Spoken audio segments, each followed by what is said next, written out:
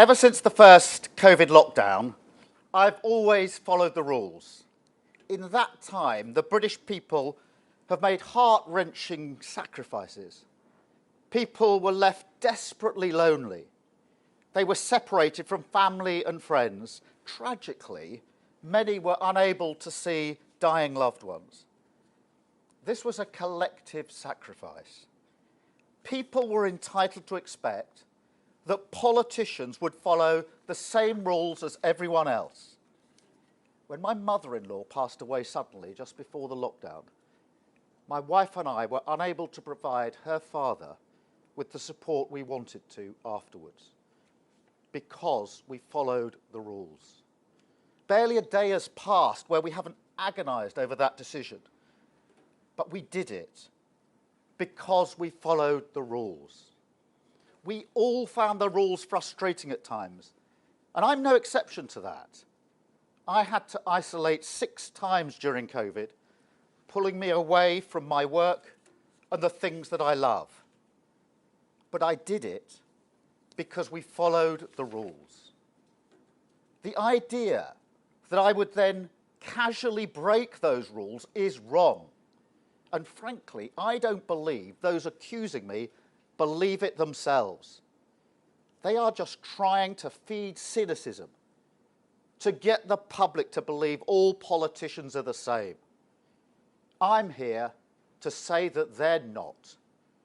I believe in honour, integrity, and the principle that those who make the laws must follow them. And I believe that politicians who undermine that principle undermine trust in politics, undermine our democracy, and undermine Britain. I'm absolutely clear that no laws were broken. They were followed at all times. I simply had something to eat while working late in the evening, as any politician would do days before an election. But if the police decide to issue me with a fixed penalty notice, I would, of course, do the right thing and step down. This matters. It matters because the British public deserve politicians who think the rules apply to them. They deserve politicians who hold themselves to the highest standards. And they deserve politicians who put the country first rather than themselves. They will always, always get that from me. Thank you. I'll now take questions. I think, Beth, we've agreed you'll go first. Yes, thank you. Keir Starmer, when it was announced on Friday that you were going to be investigated by the police, it was pretty clear to everyone that should you be issued a fixed penalty notice, or even actually, you haven't said this, but be found in breach of lockdown regulations, that given what you've said about the Prime Minister, you'd have no option but to resign. So my first question is, why did it take you so long to arrive at that position? Is it because you were aware of the huge gamble that you're taking and you were frightened by that? Beth, no rules were broken. I've been absolutely clear about that from start to finish. And I've set out today the in-principle position that I believe in. Unlike those at Downing Street, I don't think those that make the laws can then simply breach them and not take action. I believe that if you've made a law, you should respect the law, and if you're found to be in breach of it, you should step down. And that's what I've set out clearly this afternoon. You know it's a gamble for you, though. Beth, this is a matter of principle and honour for me. It's about who I am, what I stand for. And I stand for honour and integrity, on the belief that politics is a force for good, and we shouldn't all be dragged down by this cynical belief that all politicians are the same. And I'm here to make it clear that I am not the same. We've seen 50 fines in Downing Street. We've seen a Prime Minister who won't step down. We are not all the same. I am different, and I've set out today how I'm different. I just want one more, and I promise I'll hand over. On January the 31st, you put out a tweet. You said honesty and decency matter. After months of denial, the Prime Minister is now under criminal investigation for breaking his own lockdown laws. He needs to do the decent thing and resign. So you said then that the Prime Minister should resign because he was under criminal investigation, which you now are as well.